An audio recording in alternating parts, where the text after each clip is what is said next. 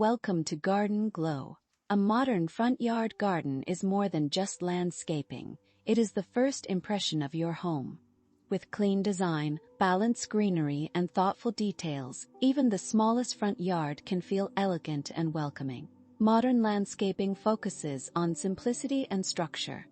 Clear pathways, organized plants, and open layouts create a calm and polished outdoor atmosphere. Greenery brings freshness and life into the design. Layered plants, decorative grasses, and flower beds soften the space while adding natural beauty and curb appeal. Stone textures and minimalist elements help create a sophisticated look.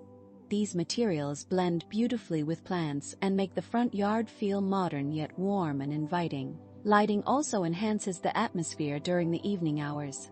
Soft pathway lights and subtle outdoor illumination create a cozy and stylish entrance experience.